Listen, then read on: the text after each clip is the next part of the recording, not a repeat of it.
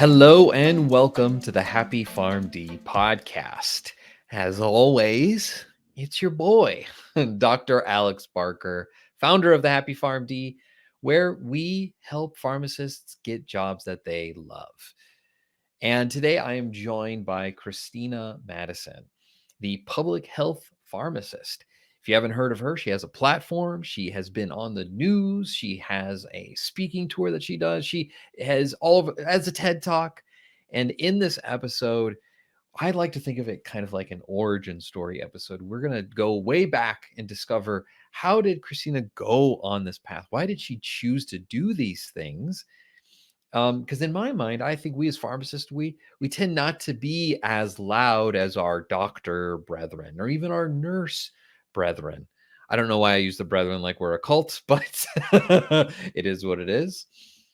But I think what she is doing is so amazing because she's using her gifts and talents to carve her own path. And this episode, I would say, is dedicated to you pharmacists out there who want to carve your path, don't want to perhaps participate in the systems or structures that we have that create traditional employment, but then instead say, I want to do my own thing.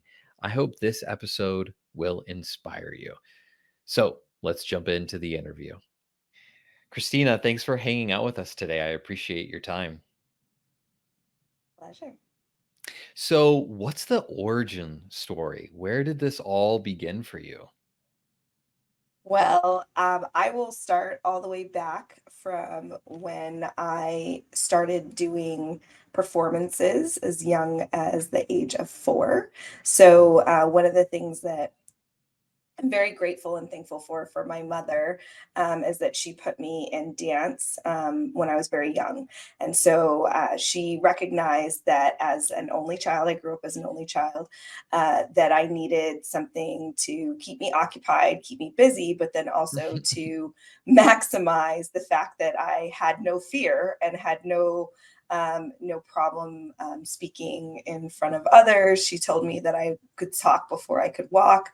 And so she was like, well, what can I do with this child to kind of help her craft this, this undying love to be around others and to somehow contribute to the world. And so started off in a dance troupe that was managed by the Osmond family. So if anybody is familiar with the Osmonds, I was Oh, part yeah, of that's a a cult. dance troupe. I was part of a dance troupe here in Las Vegas called the Osmonds Academy of Dance. And so we toured all over the country.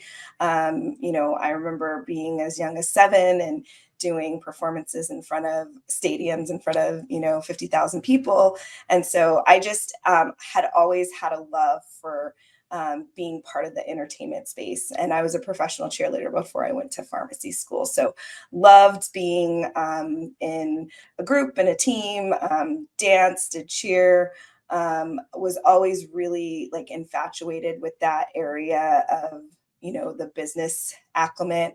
I'm from Las Vegas, born and raised, so always had friends that worked in the entertainment industry or in the hospitality industry, and so really kind of gravitated towards that when I was younger. And then had a hospitalization when I was 9 that kind of changed my perspective around health and wellness and sort of the tenuousness of health. And, you're really only one potential health related crisis away from having, a huge change in your life. And so recovered from having an emergency appendectomy and was really fortunate to have some amazing pediatricians and hospitalists who took care of me. And that really kind of started my love of healthcare and really wanting to work in healthcare at some point in my life. And so when I was around 12, I decided to become a candy striper for our county hospital. So I did that all throughout middle school and part of high school until I had to do cheer full time. And then, interestingly enough, that's actually where I did a majority of my training during pharmacy school. So it's funny, I actually found my candy striper badge from when I was I think I was 14 at the time. So I found it like, because we were going through some items in my mom's house. And so I found like a bunch of old things. So I found that. I found my first badge when I was a registered pharmacist when I used to work at Walgreens, which is hysterical.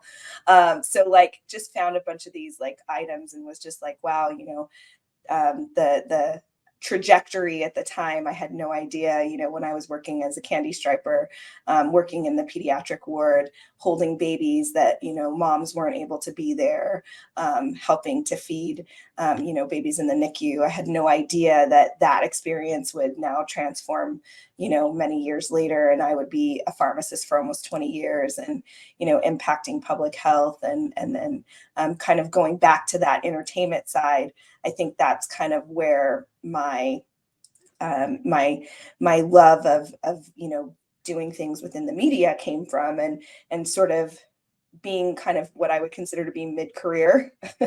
I know that sounds like it's making me a little bit old, but was thinking, how can I use this education that I have? How can I use this knowledge that I have to benefit more than just my students and more than just my academic colleagues, and really have a bigger reach? And then when COVID happened, I was asked to, come in and do some work for one of our local television stations, because nobody knew about this new novel virus. And I had all this background in public health. And so had an opportunity to do live television, was brought into the studio, and just really like loved it, fell in love with the process, fell in love with like how the sausage is made. Somebody who really loves fashion, understanding all of the like little quirks around like what makeup to wear, how to do your hair, how to, dress for camera work, all of that. Like I just kind of fell in love with. And then I was like, I can do all this stuff and still be a pharmacist and still make an impact. I love a lot of your story from a selfish perspective. I'm also an only child, and I wasn't in dance. I was never that coordinated, but I loved making videos as a kid. Like Oh, wow. I'd make videos with my friends with like the handheld camera with the Oh, VHS yeah, tape, for you sure. know, and I'd make stop action animation videos with Legos. Um, and I think you and I share a lot of similarities in that, like, we, unlike most people, we enjoy the spotlight a little bit. Did you always know that about yourself, that you I just knew I had enjoyed no that? fear. I just knew I never had a fear of being on camera. I never had a fear of being in front of a crowd, never had fear of speaking and talking to others, which is, again, I think that's why I went sort of the non-traditional path as a pharmacist and chose to work in academia. So, majority of my career, I always say I'm here for your edutainment, because I'm a pharmacist and I'm an educator, but really like it's about the power of storytelling. So when you are up there and you're talking to the students and you're trying to get them to remember the information, telling these stories about patients and individual encounters that you have, it really helps them to remember the content. And so that to me was just another form of performance art, right? It just happened to be through teaching and learning. Well, what I like about your story the most is that it really reflects who you are, and how, even as a young child, you enjoyed entertainment, and then you went to professional school and you took that knowledge and as you use the word what how did you word it, edumatain it? Edutainment. I'm here for your edutainment. um so in that light, it sounds to me like, when you first graduated pharmacy school, did you go into practice, or did you go straight into academia? So I did a PGY1. So I was a resident at a VA health center in Albuquerque, New Mexico. And one of the requirements for our residency program was that we were responsible for student rotations. We had longitudinal portions of our of our residency. And so one was 6 weeks where we were responsible for all the students that rotated at the VA and all the different sites at the VA. So even though the VA system was in Albuquerque, we had what they call CBOX, which are these like satellite locations that were throughout rural New Mexico. And so we had an opportunity to do home-based primary care. And so we were able to really help coordinate the students so that they could get, a good experience. And so another portion of my residency was that we also had a connection with UNMH Hospital as well as UNM College of Pharmacy. And so the College of Pharmacy gave us as residents an opportunity to teach in their skills lab. And I had a very unique residency. I was one of my very first rotations was in spinal cord injury. And so I did wound care, ostomy and colostomy care, which is not something that typically pharmacists do. And so spent quite a bit of time in the wound care clinic. And so I got an opportunity to teach that portion of the skills lab for the pharmacy students at UNM.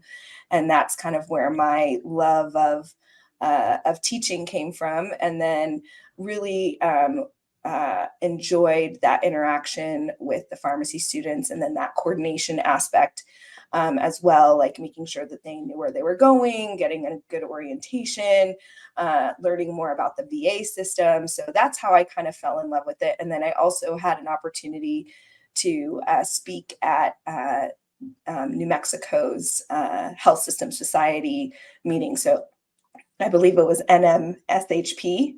I might be wrong, but I'm pretty sure it's NMSHP is their version of the state or association. And so I was able to talk about my residency journey and how to go about applying for residency, because I had a unique experience in that regard as well. So ended up basically being chief resident, really enjoyed being with my co-residents, and parlayed that into an academic position working at a medical school after I moved back to Las Vegas. So I taught we have a DO program as well as an MD program now, but at the time we only just had the one medical school here.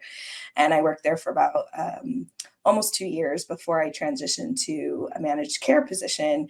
And it was right before Medicare Part D hit. And so I basically just spent time working on prior authorizations, and I just really disliked it.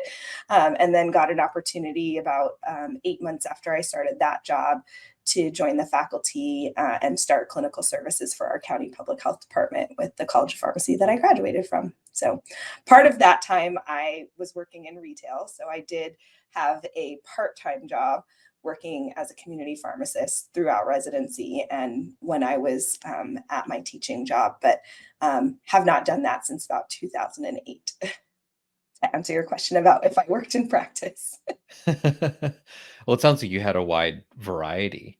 And it also sounds like some of that experience helped inform what founded to be later your passion and interest within public health. Was it a linear thing or something that was always present for you? I would say that it was brought out of opportunity because I had this opportunity to start clinical services at our county health department. That was really sort of the catalyst that launched sort of what I would consider my on the job learning and training around public health. Because again, most people, when they think of public health and pharmacists working in public health, they think about the traditional aspect of that, which is the public health corps, which is an enlisted position. That's an officer position within the federal government. Typically, you work and are stationed within different areas around the country.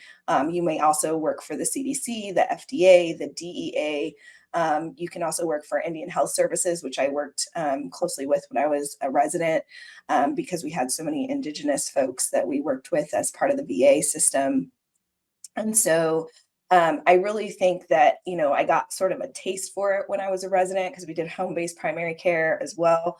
And then really it solidified my what I would consider to be a calling to do more around public health and prevention, and then communicable disease management after I started the academic position with the College of Pharmacy that I still currently work for. So the consulting business is on the side, I still have an academic position right now. So. Very busy. And Yes. if I remember correctly, you're also a wife and a mother. Yes, I have two children. I have a 5 and a 7-year-old, and a blessed soul of a spouse who takes care of our children full time. Oh, okay. I thought So you were going to say yeah, something else. what do you think I was gonna say? Well, He's you lovely. were being you were being very choice with your words. I thought you were No, going to say an because adult he is child or like something. he is very much like the foundation of our household. Mm. And I try to remind him often that he is a saint, especially when the children are driving him crazy, like right before I came here to talk to you. Well, I appreciate his sacrifice as much as yours. Thank you as well to him. Absolutely. It's a Um, team effort. He says that he has an honorary PharmD just from marrying me because he will argue with people online about stuff. And he's like, well, my wife's a pharmacist, and I'm pretty sure that's wrong. So yes, I've seen that behavior in my wife as well. Oh, it's safe to give that with that other medicine. Oh, okay. Um, so now that you've built up this platform, what are your goals or your vision? What do you see yourself working on and the change you want to see in the world? So I think the number one thing for me is elevating the status of pharmacists. I think that's my number one thing, just because I'm unapologetic about being a pharmacist all day, every day. And I do feel that we are one of the most underutilized resources within the healthcare system. So I just want to bring more public attention around how pharmacists can really be an indispensable portion of the healthcare team, and that we're not trying to have quote unquote scope creep, as the AMA likes to call, but that that there's enough work for everyone, and if we were doing it well, then everyone would be super healthy and the healthcare system wouldn't be as broken as it is. So Mm, I just look at it as an opportunity to bring more attention to pharmacists, and the profession of pharmacy and what we do for the public all the time, but necessarily don't get the credit for that we so rightly deserve. And so I'd love to use my platform and the fact that I have had an opportunity to be on national television, to bring more awareness around pharmacists and their benefits to society. Obviously, I'm using that through a platform around public health, and to encourage individuals to get regular routine testing and screening for preventative care means. But also, I want to highlight that, pharmacists are capable of doing all of the things that you see, not just doing vaccinations in a clinic, but also doing medication management, and also, showing up on television and being a medication expert as well as a disease state expert. The last segment that I did for Good Morning America was on menopause. And, it was just amazing to me that they just kept saying, pharmacists, go ask your pharmacist, go to your local pharmacy. It just was like, it was so refreshing to see, um, you know, a, a national media outlet being so complimentary around our profession. And then also the fact that, when I was asked that I asked them, how did you guys find me, just by chance, because I don't use an agent. I'm my own agent and my own publicist. And they were like, oh, we just Googled pharmacist that does media and your website came up. So I was like, that's incredible, right? So uh, big push here for good branding and for right. telling your audience what you do and what you're good at, because having videos of yourself. I had a video of my TED talk on my website. I had videos of other media appearances that I had done. It was very easy for them to just contact me, which, by the way, I also thought was kind of a little bit of a scam at first, because I was like, this can't be true, right? Because they contacted me through my website. So I was like, this doesn't seem right. But I Oh, Googled the producer and I checked her out and found out that she had been an executive producer for The Doctors, and she'd been on Rachel Ray, and she'd done a bunch of other segments as well. So, like, huge cred within the, production space, and also asked some of my other friends that work in media and some of my journalist friends as well. And they were like, nope, it's legit. And so, yeah, it never gets old seeing your name on the green room door. I'll tell you that. Well, congratulations. I mean, it took a lot of work to get to where you are. I would say that, it's a little bit of work and a little bit of being in the right place at the right time, but then also being willing to lean into what I like to call the messy yes, right? So not knowing all of the facts, not knowing everything before you go into something, but having that open mindset that that you're in the right place at the right time, and you never know who needs to hear what you have to say. So speak up and speak often. I think people may get curious. It's clear from what you've shared so far that what you do is you speak about topics relating to public health. What is this work that you do within your brand? What is it like? I think some people may fantasize that you're just sitting at a computer, maybe occasionally updating an email or a website, or, so what is it that you actually do in this role that you've created for yourself? Yeah, so there's a couple of different things that I do. Obviously, there's the media side. So that comes from, active pitches, in particular around things that are media worthy. And, the media cycle goes so quickly. So, for instance, I did a media hit lately on the Pfizer plant that was damaged due to extreme weather, and how would that potentially impact the medication supply, and in particular the fact that this particular plant makes about 8% of the United States sterile products. And so looking at that from the standpoint of, like, we've already had issues around drug shortages, so I was able to tie it into another story that I had done specifically around cancer and chemotherapy drugs that were on shortage, and how some providers were dealing with that, and how that was causing delays in treatment and possible cure of some people's cancer because of limitations in drug supply. So, so really just staying up to date is the biggest thing on pretty much all things that are going on in the media. Obviously, some other kind of hot button, topics like the over-the-counter birth control pill. That's definitely public health related. That just happened a couple of weeks ago. So I tend to try to just keep my finger on the pulse, right? I do. Subscribe to a lot of like journalist resources. So that's the other thing too. So yes, I do quite a bit of on television work, but I also write a lot as well. So there's that as well. So if you've ever done Google alerts on yourself, I don't know if you've ever done this before, but you can actually go in and set up Google alerts so that when your name is quoted, you'll get an alert about it. And so that's also another way that I keep track of, like, because sometimes you'll do work and you have no idea when it comes out, or a lot of times, like, you'll do a segment and they'll tape you and you have no idea when they're going to use the content. So, so that's always very helpful as well, to try to amplify and repost, especially if it's a really important topic.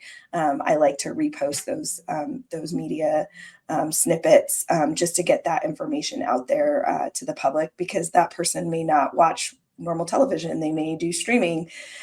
So, those are, things outside of like our youth. A lot of times they do the YouTube shorts or the TikTok videos. And so maybe they may not catch some of the relevant media stories that might impact them directly. So I do that. And then I also write for Pharmacy Times. I have a podcast. So, I think it's a lot of education and awareness. And then it's also consulting. So I do consulting work for pharma, in particular around communicable disease management, HIV, sexual health, gender-based health. because I work very closely with the LGBTQIA plus community. And we know that there's been quite a bit of attacks on body autonomy for both men and women, as well as in the trans community lately. So definitely just staying in the moment and being relevant, but then also putting myself out there. Like I said, I'm my own publicist. I'm my own agent right now. So just getting myself in those spaces where I think pharmacy should be at the table, and tooting my own horn, because I know a lot of times pharmacists don't like to toot their own horn, but I do think that you went through all that schooling, you have all that experience. Like I said, I've been a pharmacist for almost 20 years, so it's not like I just woke up yesterday like this. Yeah, toot toot. As you should. I have a two-part question then, based on the work that you just shared. What has been the most challenging aspect of this work? You could view that as difficult, or maybe work that you don't enjoy, or it could just be challenging, because some people do like challenge. And then what's been the most fulfilling thing that you've done in this work? So challenging is when people make not so nice comments about you online. So you have to kind of have a bit of a thick skin to do Yeah. this kind of work, because again, I'm a woman of color, and I am a pharmacist by training. A lot of times, I am called Dr. Madison, and the reporter or the journalist may not specifically say pharmacist. And so I have to remind them of that. I have no qualms about the fact that I'm a pharmacist. I love being a pharmacist, and I know what value I bring to the table when it comes to providing, equitable and optimal healthcare. And so I just want people to know that I'm not misrepresenting myself, right? Mm. So, seeing comments like, oh, she's just a pharmacist, or oh, she's not a doctor, or, those kinds of things. Or even, people will comment about what you're wearing, they'll comment about everything, right? And so you just Yeah. have to have a bit of a thick skin. And also, I try really hard not to read the comments. So there's that as well. But just knowing that this is, it is a labor of love. And so if you are someone that gets easily offended, this may not be the best thing for you. So being on television may not be the thing that you want to do, but maybe writing is for you. I've done quite a few op-eds, legislation, policy work, like that's also something I'm super involved in particular, getting pharmacists more recognition and advancing the profession and increasing our scope of practice. So things that I already do for myself, right? Through collaborative practice agreement or through legislative efforts, I want all pharmacists to have access to that. I don't want it to just be a state specific thing, right? And in lieu of being able to do some of these things at the federal level, we have to do our best to reach out to our own individual lawmakers, our own senators, our own congresspeople, and letting us, letting what we do shine through so that they know how they're benefiting their constituents. So it's one Mm. thing for like an APHA or an ACCP or an ASHP to come and say, you need to do X, Y, and Z because it's coming from an organization, or in a lot of cases, it's coming from a lobbyist, right? It needs to come from the constituents themselves. And if you are the one that's making that plea, it goes a lot longer way. And then you're able to actually impact that legislation. You're able to help craft and write the regulations, which is something that I was able to help do here in my state of Nevada around contraceptive services and HIV prevention services. So I think it's just a matter of speaking up and speaking about what you're passionate about, and knowing that not everyone is going to agree with you, and that's okay.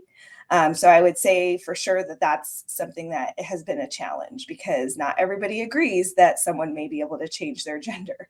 Not everyone agrees that people should be able to love who they want, and that may be a same gendered individual, right? Not everybody believes that abortion care is health care, right? And so those are topics that sometimes make people uncomfortable. And so I just want, to spread the word and to be fact-based. So a lot of what I do, and I think how I was able to kind of get through COVID without having too much hate mail was because I was very middle of the road, and I was Mm, just stating the facts, and I let none of my own personal emotions get into what I was telling the public.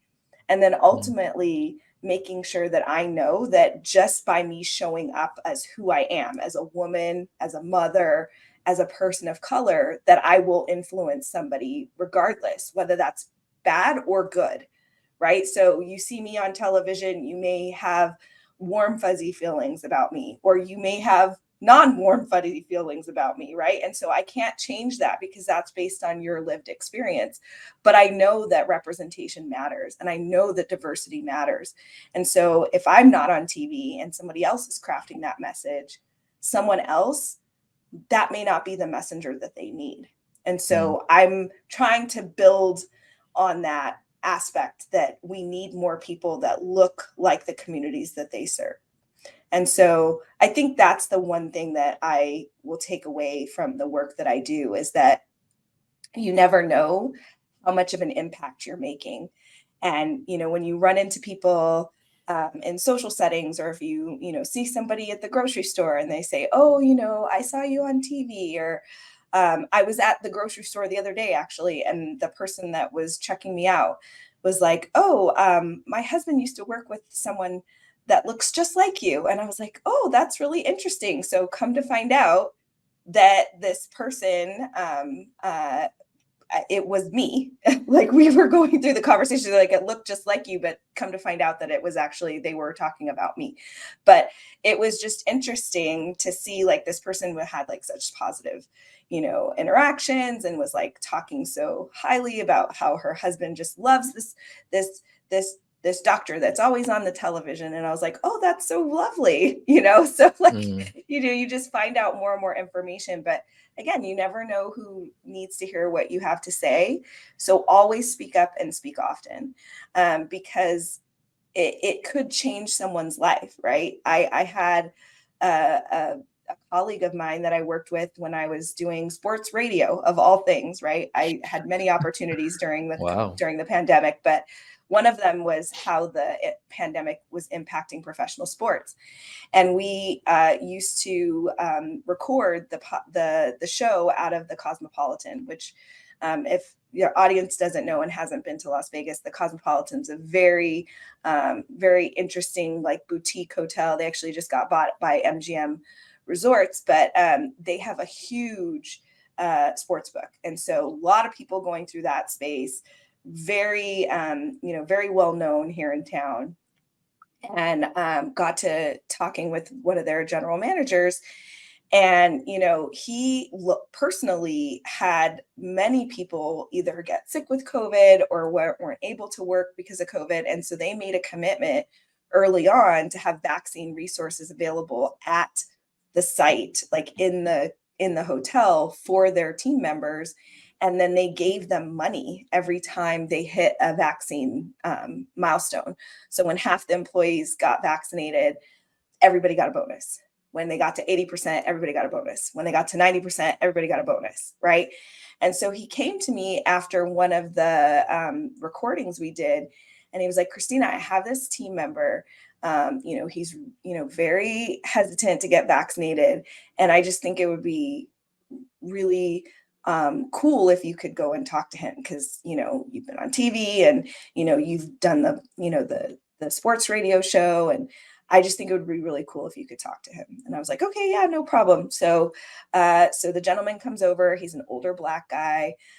He told me, first thing he said was, my wife doesn't believe in it, and she said that, God's going to take care of us. And I was like, and I agree. And God made the scientists, and God made them have the ability to create this vaccine to be able to protect you. Right. So, like, you got to look at it that way, right? Like, if it wasn't meant to be available, then why would we withhold it from you, right? And so also, like, understanding the historical trauma around remembering the Tuskegee experimentation, especially in, Black men. And, this is not something that's being withheld. This is something that's being offered. So just really talked with him about the facts, and he was like, I really appreciate you, sister. And I was like, thanks. And, didn't hear anything about it, right? For like months and months and months went by, never heard a thing.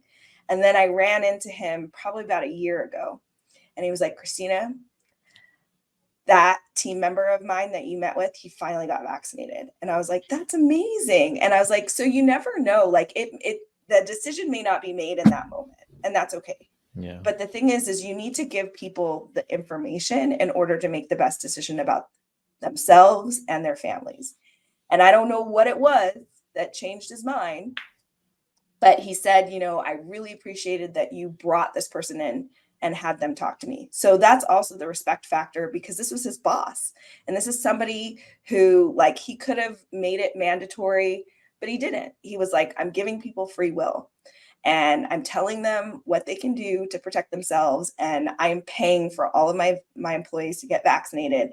But if you get sick and you have to take time off, you have to take your own vacation time. So it seems like your path has really given you opportunities that have ultimately been very fulfilling for you. What I love about your story is that it's been unexpected and yet oh so you. I think a lot of pharmacists, I think there is it's not the majority, but I do think there is a small minority within our profession that want to go on their own path, create their own thing. Maybe it is a business, or maybe it is as simple as just a website. Based on your journey and what you've learned, what do you wish you could go back and tell yourself when you first started this journey? I think the one thing that I would say is, like, don't be afraid and embrace sort of the opportunity as it comes to you, which I continue to do. But also, this concept around failing forward, like not having to have everything figured out. And the fact that, you're probably going to make mistakes. You bought a bunch of like branded merch that like you're never going to sell. That's okay. Like, it was an experience, and now like, that kind of stuff. But, really investing in your personal brand, I think is extraordinarily important. And making sure that it reflects you, and not like an idea of you, right? So like it needs to, you can always do a rebrand, but like have it be something that you love all day, every day, because you're going to be with it forever, right? Nothing ever dies on the internet, right? It just gets pushed down by other stuff. But I think that, just for me, I would say, leaning into it, like getting the assistance and getting the help up front, because that's the other thing too. Like, I didn't hire somebody to help me until later. And so trying to figure out everything on your own is difficult. So I hired a media coach. I hired a coach when I did my TED Talk last year, having somebody to help with copywriting. So this year I hired a personal assistant. It was one of the best decisions I ever made. I honestly have no idea how I did as much as I did before I had my personal assistant.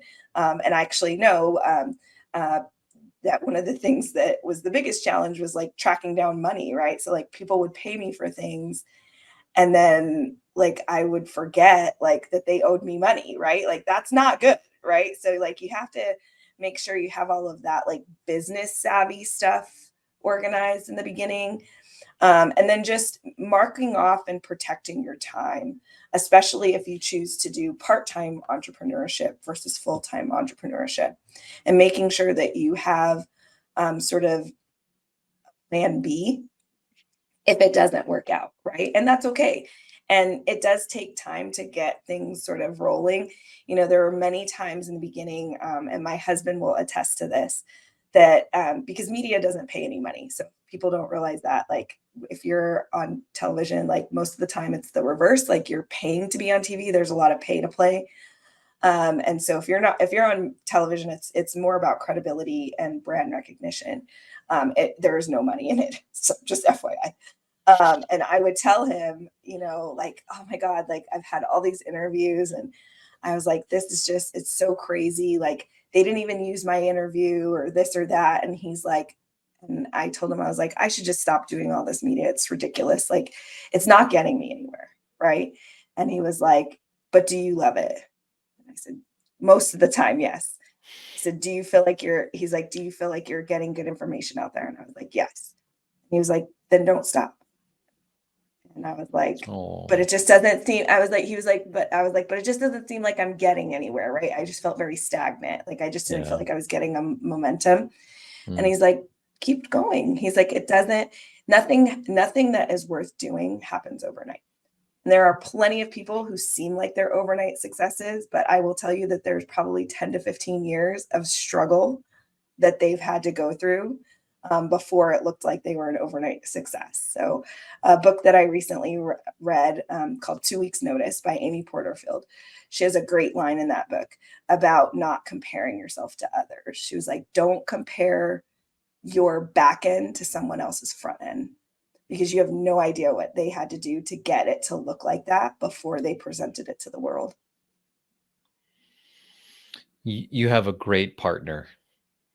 I hope you send this podcast to him somehow. I send him all of my content. Oh, really? Sometimes he watches it, sometimes he doesn't. But yeah, he watches all my content for the most part. Which is why he knows that, like, he's like, you're so good at it. Like, don't stop. He's like, it doesn't seem like it's paying off now, but it's going to pay off. So I love that. Christina, thank you so much for sharing your story with us. I really appreciate it. My pleasure. And if you want to continue to follow my story, please feel free to connect with me on social media. And whatever your favorite platform is, I am available at the Public Health Pharmacist, or connect with me on LinkedIn. I think my favorite part about this conversation was just hearing the similarities between my own and hers. And I think, like I said in the beginning, this episode was meant for you people. We're keeping that in. I don't know why I said you people. You people. Oh my gosh. What do you mean by you people? This episode was meant for us pharmacists who want to carve our own way through this life. And maybe you don't even know that you want to do that. Maybe you think that, something like what she's doing or what I've done with my career is risky and you don't know what's going to happen. But actually, both of us went through a similar journey in that we created our passions on the side while working. And it's led to miraculous things that we would never take back. And so, if you're wondering if this is meant for you, I would encourage you to just take a small step forward, just one little thing, one tiny little step. It doesn't have to be much. It could be buying a website. It could be starting up a Twitter profile page. If it's called Twitter anymore, I don't know. And just throwing yourself out there and see what happens. See what you could do. It's very low risk. A little bit of time, a little bit of energy. But it is, and maybe a little tiny bit of money. Or maybe you want to go faster. Well, if that's the case, then I would encourage you to talk with one of our career advisors at the Happy PharmD. They will be happy to talk to you about anything and everything related to your careers, your passions, your dreams. And in fact, I'm noticing a trend that a lot of our newer clients as of late are pharmacists who want to start their own platform, their own business, their own side endeavor, consultation service, whatever it is. And it's been so exciting to see because I'm seeing new businesses happen all the time, and some of them need to hire pharmacists. And that's what I love. I love seeing that happen. I mean, we're doing that here at the Happy Farm D. We have pharmacists on staff. All of our career coaches are pharmacists. Oh, and I love it. I love it. And I hope you do as well. My sincere hope is that you just take a small step today towards a career. And maybe it was just listening to this episode, but maybe tomorrow it could be a step further down the road, something more active than passive. Whatever it is, I sincerely hope that you have a happy rest of your day. Thanks for listening, and we'll see you in the next episode.